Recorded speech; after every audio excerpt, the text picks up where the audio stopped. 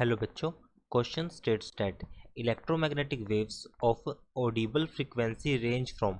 तो हमें बताना है कि जो इलेक्ट्रोमैग्नेटिक वेव्स होंगी हमारे पास, उसमें जो ऑडिबल फ्रीक्वेंसी रेंज होगी वो क्या होगी। फर्स्ट क्वेश्चन के की कंसेप्ट को देखेंगे। नाउ की कंसेप्ट फॉर दिस क्वेश्चन। तो सबसे पहले हम समझते हैं कि जो EM वेव जो होता है, जिसको हम क्वेश्चन में कहा गया है कि EM वेव्स क्या होते हैं। EM waves means simply E means electric, M means magnetic. So we can say the waves consisting of electric and magnetic field. The wave consisting of electric and magnetic field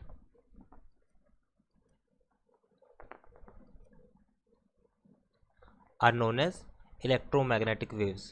तो अगर हम इसमें option के हिसाब से देखें तो अब हमारे पास कहा गया है कि ऑडिबल फ्रीक्वेंसी। ऑडिबल फ्रीक्वेंसी क्या होती है? ऑडिबल फ्रीक्वेंसी जो एक ह्यूमन बीइंग सुन सकता है। So we can say detect by human.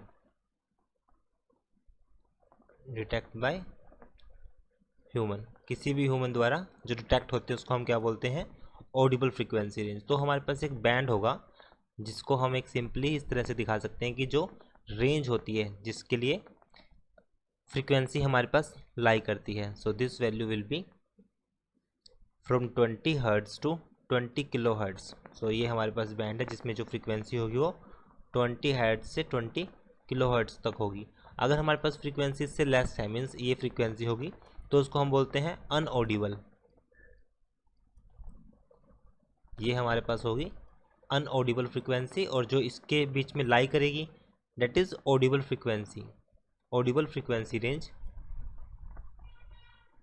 और अगर हमारे पास 20 किलो हर्ट्ज से ज़्यादा होगी तो हम उसको बोलेंगे, सो अगर ये 20 किलो हर्ट्ज से ज़्यादा होगी सो उसको हम बोलेंगे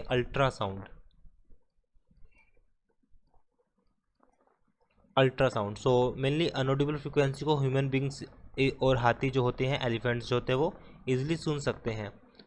सो like an elephant, human being can easily understand the unaudible frequency. And ultrasound जो सुन सकते हैं वो हमारे पास होते हैं like bats and dolphin.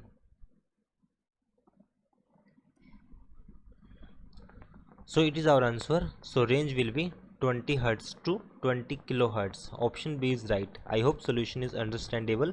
Thank you.